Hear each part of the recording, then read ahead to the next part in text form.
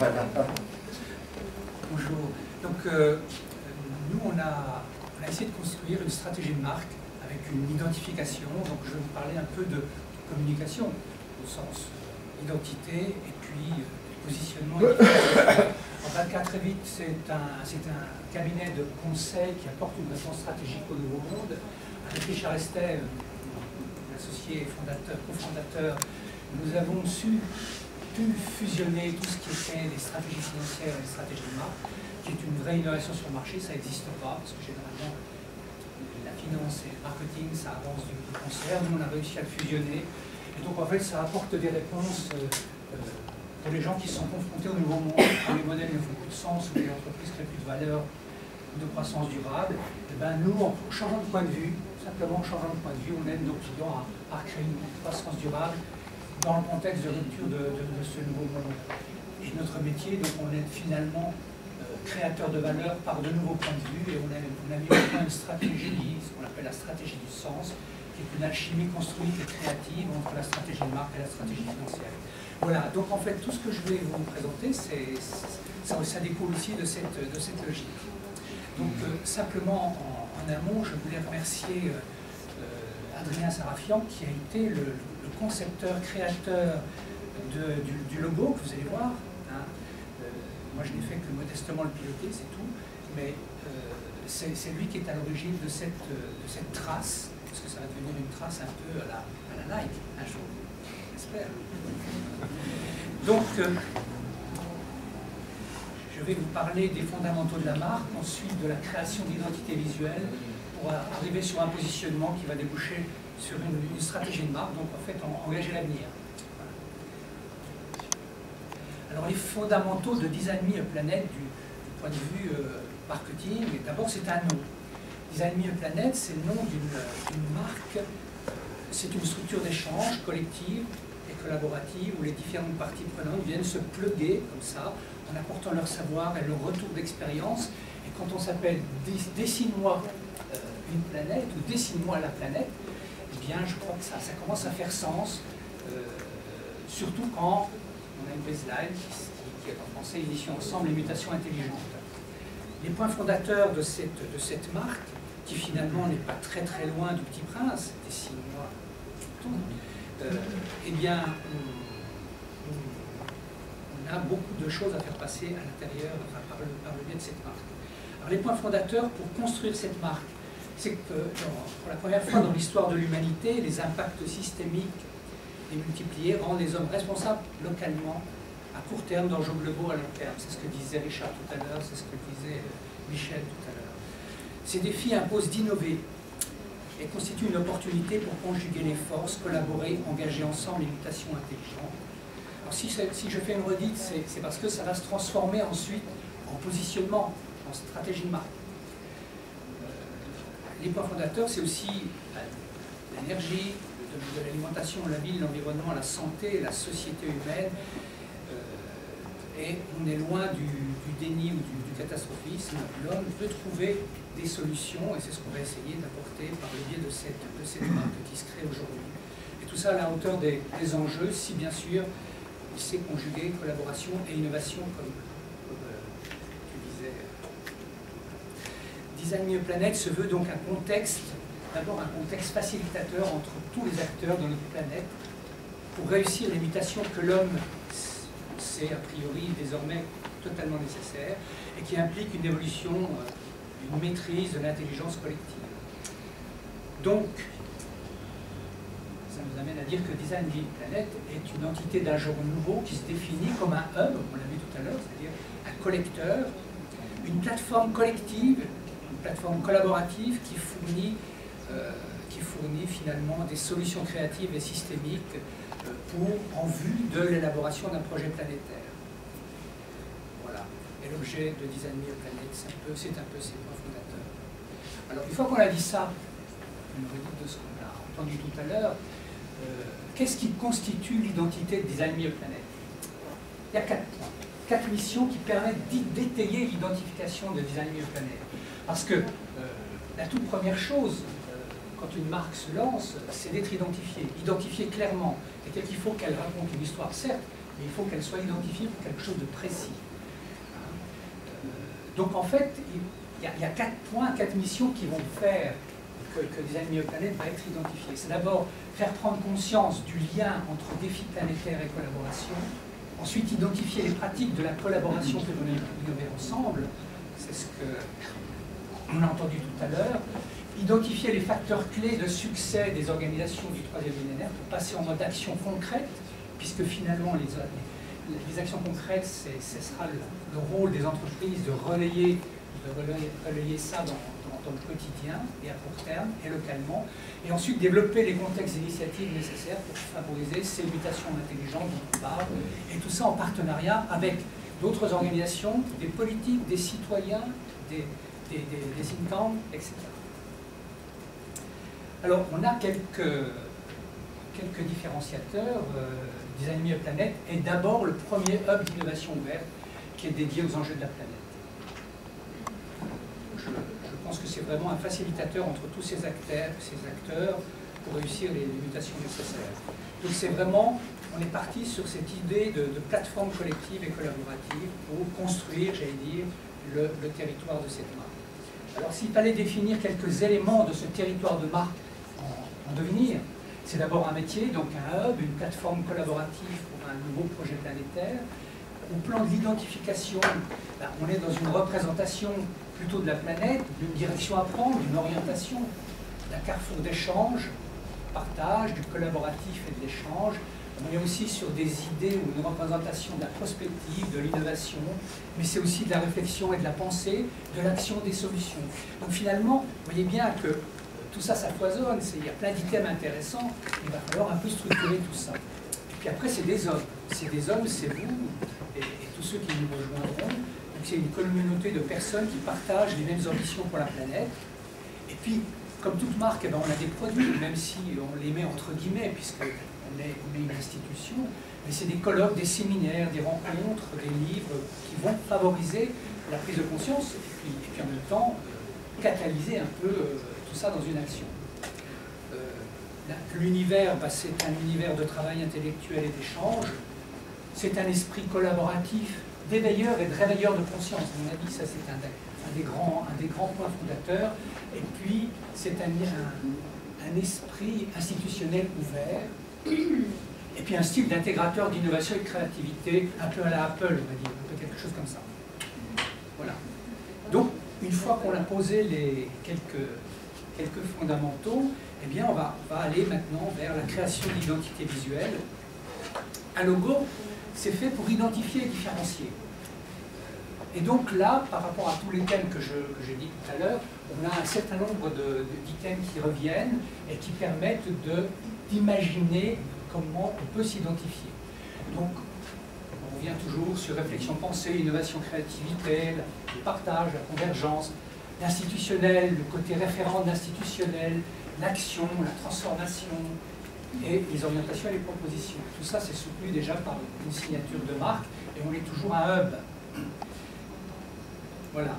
Alors, pour créer le logo, eh bien, on a décidé de jouer un paradoxe, un symbole graphique qui étonne, qui décale par rapport à tout ce qui existe, donc les institutions classiques, voire on dit qu'on va jusqu'à la rupture des codes par rapport à tout ce qui existe dans le domaine, mais en même temps, on doit rassurer, on doit renforcer l'aspect institutionnel, référent, et donc ce sera le rôle de la typographie d'asseoir tout ça. Donc créatif avec le symbole graphique et rassurant avec une typographie, j'allais dire, d'ordre plus institutionnel.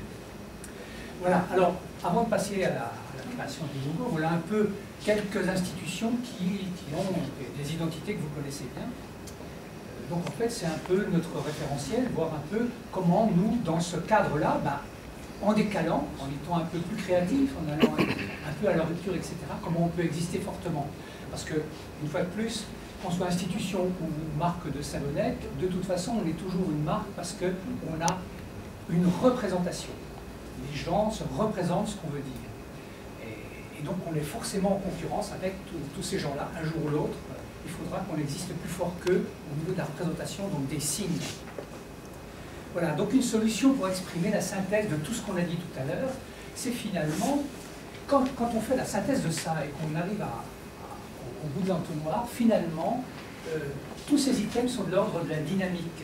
Et donc, en fait, une dynamique, c'est quelque chose de l'ordre du ressort pour penser et agir. Alors, l'axe du ressort, ben, ça s'est exprimé comme ça. Le ressort pour penser et agir, ben, c'est un ressort qui est un peu comprimé, vous voyez. Voilà. Donc, l'axe du ressort, c'est la synthèse de tous les items qu'on a vus tout à l'heure. Alors, il y a eu des allers-retours, il y a eu quand même beaucoup de créations, etc. Ce que je vous montre là, c'est vraiment le choix du logo final, la synthèse. Il y a eu quand même beaucoup de séances de travail, et beaucoup de travail notamment de ce créatif qui nous a beaucoup aidé. Voilà. Et donc en fait, le logo officiel aujourd'hui, ben, c'est ça. C'est ça, c'est ce qui sert de signature dans tous les objets de communication. Tout ce qui communique aujourd'hui va devenir labellisé, marqué par ce signe de design de planète. Mais comme l'objectif c'est d'identifier et différencier, il faudra toujours qu'on ait en deuxième lecture qu'on ait le premier œuvre d'innovation ouverte dédié aux enjeux de la planète, parce que le logo en tant que tel, il ne raconte pas notre métier de façon descriptive. Donc il faut qu'on ait cette double indication pour qu'on soit compris par nos publics. Voilà. Alors, quand on regarde un peu les avantages de ce logo, comment il peut affronter d'autres grandes identités visuelles, d'abord, on a vu qu'il est en décalage avec la plupart des institutions classiques, on le voit là, puis on le confrontera tout à l'heure, mais d'abord, c'est un nom de marque qui fait du sens. Dessiner l'avenir, je veux dire, c'est plus que porteur, je veux dire, ça porte un rêve. Ensuite, avec on a 4 arceaux de couleurs, là, vous voyez, et ça symbolise finalement, quand on regarde bien, l'eau, l'air, le feu, la terre, donc tous les constitutifs de l'humanité, et c'est des signes universels. Donc cette idée de hub, elle se traduit aussi par l'universalité de ces fondamentaux de la vie humaine. Avec leur sort, on n'a qu'un seul message. Donc quand on a un seul message, ben, qui s'exprime bien, se comprend bien, donc logiquement on est compris, en tout cas dans les tests, on a été très très bien identifié et compris. Ce logo est lisible, mémorisable et attribuable. Attribuable, c'est-à-dire que clairement, on ne pourra pas dire que c'est Greenpeace ou une autre organisation. Il est lisible et mémorisable, c'est-à-dire je pense que ça, une fois que vous l'avez dans la tête, vous ne l'oubliez pas. Il donne du sens, la baseline. Chacun apporte sa différence dans la complémentarité sur les fondamentaux. Je pense qu'il y a une relation directe entre le ressort et la baseline. Ensuite, vous avez une typographie qui rassure, qui renforce l'aspect institution et référentiel, comme je disais tout à l'heure. Et puis le dernier point, qui n'est pas le moindre, c'est qu'un logo, ça doit se décliner facilement en système graphique. Ça devient, autant un logo, un logo, c'est pas de la communication. C'est un signe, un sceau qui identifie quelque chose. Mais en même temps, il faut qu'il passe de l'autre côté et qu'il devienne un objet communicant. Donc, et vous l'avez vu tout à l'heure, il y a déjà le symbole graphique est travaillé, repris, retaillé, etc. Là, ça devient l'objet de communication. Donc aujourd'hui, ça se décline parfaitement bien en système graphique. Cette trace peut se travailler indépendamment de la typographie. Voilà, par exemple, c'est ce que je vous disais, sur les cartes de visite, on a le logo, et ça commence à devenir un objet communicant, ça devient ce qu'on appelle un système graphique. Voilà. Donc, ben, on se compare aux autres logos, ben, regardez un peu comment ça tient. Donc je pense que c'est vraiment un logo qui a du souffle, qui ira loin, et qui va nous présenter vraiment parfaitement, qui va nous distinguer, qui va vraiment nous permettre d'exprimer fortement notre différenciation. Voilà. Alors, une fois qu'on a dit ça, maintenant qu'on est doté d'une identité, qu'on est identifié clairement, on sait qu'on fait un métier particulier, on sait qu'on est dans un univers particulier. Et bien maintenant, il faut passer à l'acte. Il faut aller vers, pour aller vers l'action, il faut se positionner, et se positionner par rapport notamment aux concurrents. Et se positionner, ça veut dire s'exprimer clairement, ça veut dire trouver sa place dans tout ce qui existe. Alors, on a un positionnement générique, qui est le premier œuvre d'innovation ouverte dédié aux enjeux de la planète. Cette plateforme collaborative est présentée sur le carré du haut. Vous voyez, vous avez quatre quatre, j'allais dire, univers qui vont travailler ensemble. C'est ça le hub, c'est ça cette plateforme, c'est les think tanks, c'est le monde économique, c'est la société civile et c'est la sphère publique. Et ça, à partir de ça, une fois qu'on a réuni ces gens-là, eh bien, on va rentrer dans le collaboratif pour finalement, en travaillant ensemble, on entre dans un entonnoir qui débouche sur le laboratoire du futur. C'est là qu'on reboucle sur cette idée du laboratoire du futur, c'est-à-dire qu'on commence à passer à l'acte, le fait de se rapprocher, de travailler ensemble. La première action, c'est ça, c'est créer les conditions d'une action possible. Et puis derrière, ben c'est la pyramide inversée, ça va déboucher sur des actions concrètes, et aussi une caisse de résonance. Alors là, on parle de communication, on parle de publicité. Voilà. Donc voilà, ça c'est notre positionnement, mais d'aucuns vont nous dire, mais ouais, mais ça c'est bien, mais ça, finalement, ça c'est intellectuel, en quoi vous êtes différent des autres? Je crois que certains peuvent se poser la question. Eh bien, en synthèse, je dirais que d'abord, on a la tête dans les étoiles et les pieds sur terre. Et tout ça, c'est exprimé par cette signature de marque. Et puis, pour passer à l'acte, il faut toujours se définir par rapport à un marché, même si on ne vend rien, mais on est quand même dans un marché. Donc moi, j'ai mis ça sur un double axe. Les généralistes, les think tanks ou les organisations généralistes qui s'opposent aux organisations spécialistes, et les institutions classiques qui peuvent s'opposer à des hubs, parce que ça existe par ailleurs, même si dans notre cas on est un peu seul, c'est-à-dire on est probablement précurseur, mais on peut imaginer qu'il y ait des gens qui fédèrent d'une manière ou d'une autre. Donc en fait, nous on est clairement sur ce cadran, on est généraliste et on est hub d'institution, et donc en fait notre champ d'action pour exister fortement, c'est ça. Alors, exister sur ce marché, c'est bien, mais comme je le disais tout à l'heure, il y a des gens qui peuvent imaginer que, ouais, vous êtes bien positionné, c'est une belle idée, mais comment vous vous différenciez? Et c'est par la différenciation que vous allez exister. C'est-à-dire que vous serez tellement différent que les gens vont venir vers nous, auront envie de travailler avec nous. Alors, le premier différenciateur, c'est vraiment le premier hub d'innovation ouverte. Ça n'existe pas. Ça n'existe pas, on est le premier à le dire, même si ça existe par ailleurs. Ensuite, on a cette plateforme collaborative qui est protéiforme. Ça aussi, ça n'existe pas vraiment dans ce domaine-là. Le laboratoire du futur, c'est encore un différenciateur, surtout s'il est bien exprimé en termes d'expérimentation et d'exploration. Et puis, c'est une caisse de résonance, alors là, avec la diffusion, médiatisation, etc.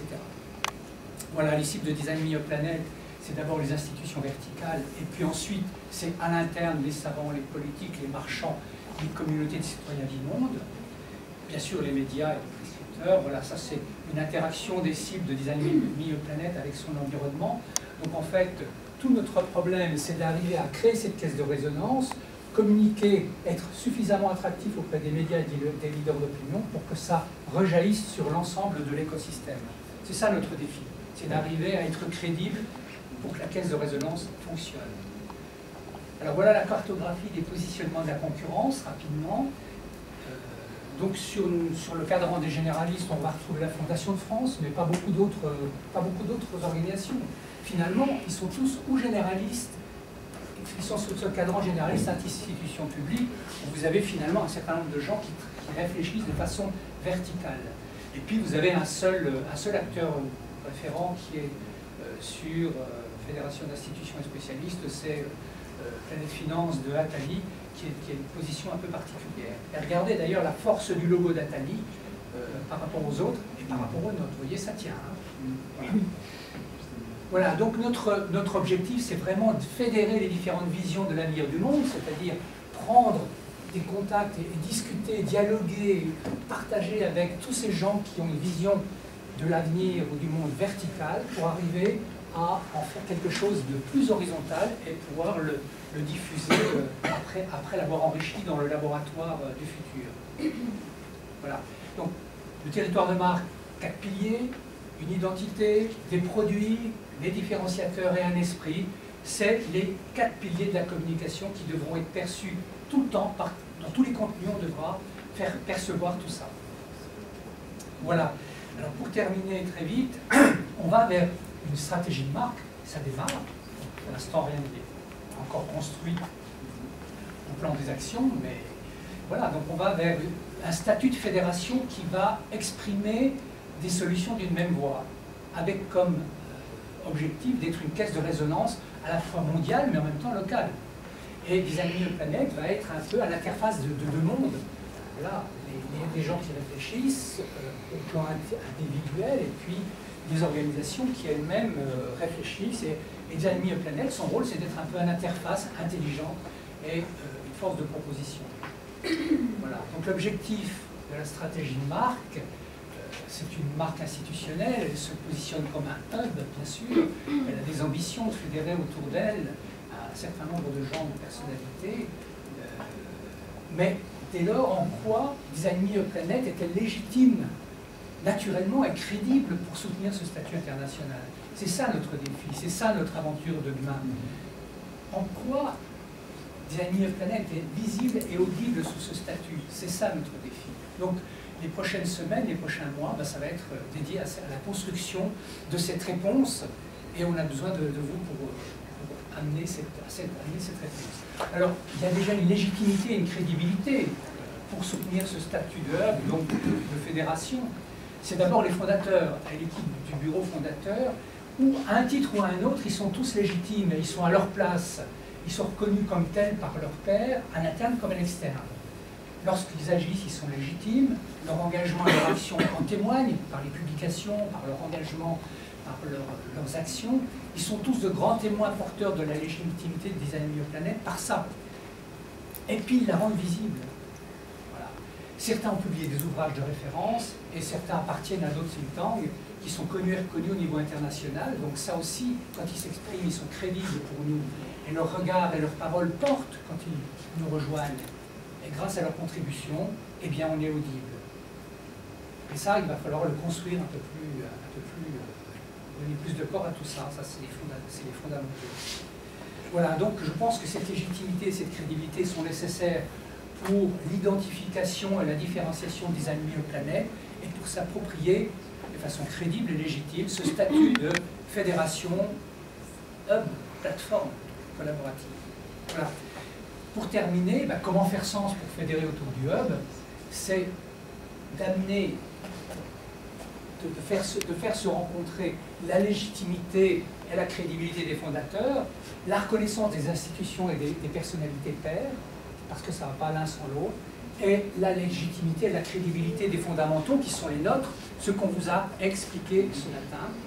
Et tout ça pour donner du sens à la marque, par des partenariats stratégiques qu'il faut construire, des thématiques sélectionnées, ça va être le thème de cet après-midi, la qualité des travaux du laboratoire du futur, la diffusion, la communication, le passage à l'acte et les résultats terrain.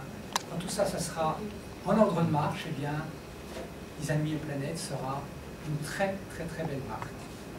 Merci de votre attention.